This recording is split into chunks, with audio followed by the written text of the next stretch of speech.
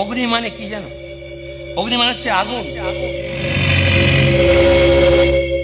হাজার হাজার বছর আগে ওই গ্রিস দেশের অভিশপ্ত নায়ক প্রেমিথুস যদি স্বর্গ থেকে আগুন চুরি করে না আনতো, তাহলে কি মানব সভ্যতা এত দূর এগোতে পারত?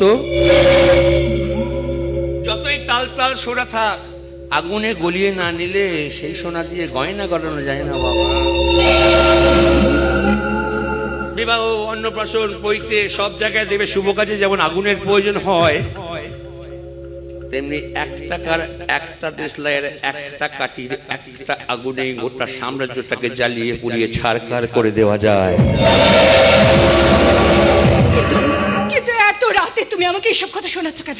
আচ্ছা অগ্নি, অগ্নি, তোমার আমার জন্য চোখে একটু অশ্রু আসে না অগ্নি? চোখের অশ্রু?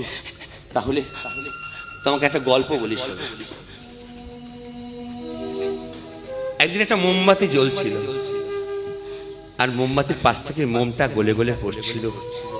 তখন সলতে, মোমবাতি সলতে মোমকে বলছে, ও হে মোম, আমি তো সলতে জ্বলছি, তুমি গলছো কেন? তখন মোম বলছে, যাকে এত কষ্ট করে ভালোবেসে আমার হৃদয়ে স্থান দিয়েছি, সে যদি জ্বলে তাহলে আমি তো বলবোই বাবা, আমি তো নিশ্চয়ই বলবো। তাই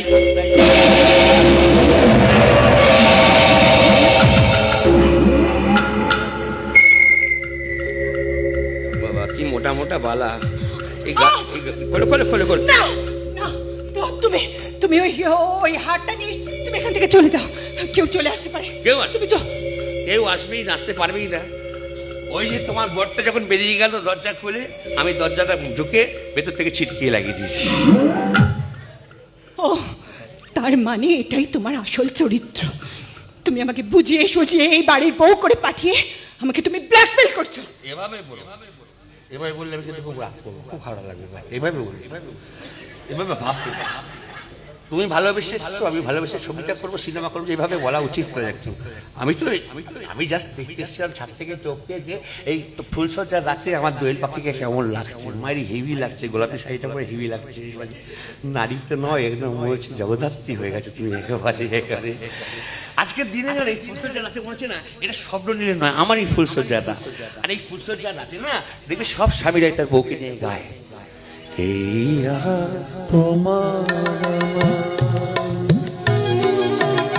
এই শুধু যে আমার, শুধু জলে এই তোমার ওই শুধু যে আমার। দোয়েল, দোয়েল, দোয়েল, এ ঘরের ভেতরে কে গান গাইছে মনে হচ্ছে? এবার এবার কি হবে? বলো বলো, অগ্নি এসছে বলো। অগ্নি! কি হলো? কিছু বলছো না কেন? বলো ওই পাল্লা নিয়ে, না না ইয়ে বলো যে, বলো এফএমে গান শুনছি, এফএমে গান শুনছি। এফএমে গান শুনছি? ও তাই বলো, তা বন্ধ করলে কেন? চালিয়ে দাও, শোনো। শুনতে বলেছি। তুমি আছো আমি আছি, তা কোনো হবে তোমাকে যে চাই। তুমি আছো আমি আছি, তা কোনো হবে তোমাকে যে চাই। শুধু দুজনে। তোমার শ্বশুর নাকি তোমার মুখ দেখার জন্য 10 লক্ষ টাকা ক্যাশ দিয়েছে।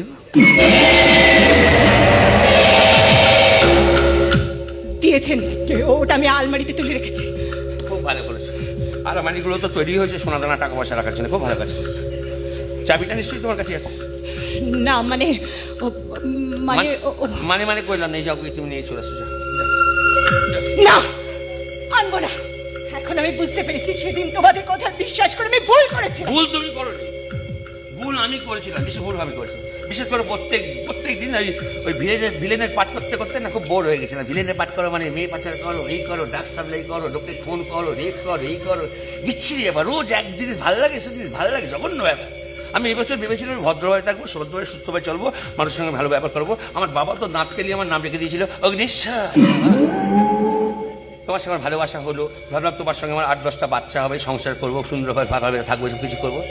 কিন্তু দেখো শালা, কি আমার কপালটা কি খারাপ, পৃথিবীতে এত মেয়ে থাকতে ওই স্বপ্নের নজর পড়লো তোমার দিকে। আমি তো স্বপ্ননীলকে নিজের ইচ্ছা বিয়ে করে নি। স্বার্থ স্বার্থ ওই স্বার্থ, স্বার্থ ছাড়া পৃথিবীতে কেউ চলে না। এই দেখো, তোমাকে যদি স্বপ্নের কাছে তুলে না দিতাম, তাহলে স্বপ্নের আমার ছবিটা মানাতো না। আর পড়ে রইলো মাঝখানে তোমার আমার ভালোবাসা।